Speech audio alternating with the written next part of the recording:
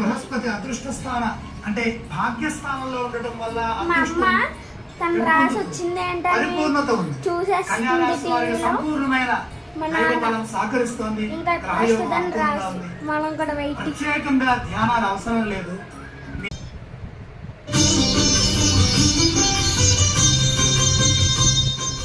గురుగారు, తులారాశి వారికి తులారాశి అంటే చూడండి మీదే ఏమనుందో. తులారాశి వారికి అష్టమ భాగ్య రాజ్య గురు సంచారం. ఇందులో భాగ్యము విశేషం. చాలా అరుదుగా అంటే 12 సంవత్సరాలకు ఒకసారి ఆ భాగ్య చక్రం వస్తుంది. మిథున రాశిలో ఉన్నప్పుడు తులారాశి వారికి భాగ్యస్థానం అవటం విశేషం కదా. మరి అలాగే శని భగవానుడు మా నాన్న ఇంకా రాలేదని పెట్టేస్తారంటే 6వ రాశిలో శని అదృష్టాన్ని ఇస్తున్నారు. రాహు గ్రహం 6, 5 స్థానాల్లో యోగిస్తుంది. 6వ స్థానం మంచిది రాహుకి.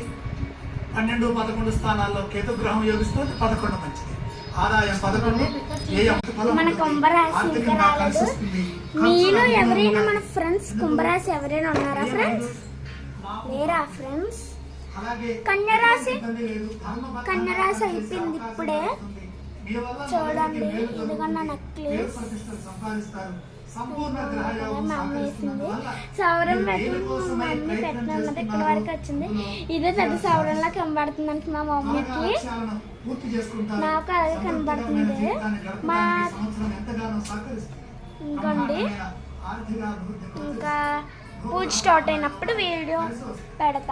మా నాన్నగారు ఎంత వెయిట్ చేస్తున్నారో రాసి మాత్రం రావట్లేదు. నా రాసి రాత్రి మేము రాసి అయితే కాబట్టి అలా మా నాన్నగారి కోసం అల్పంగా ఉన్నది కాబట్టి సమాజంలో తగినంత గుర్తింపు పేరు ప్రతిష్టలు సంపాదించే విధంగా ప్రయత్నించండి.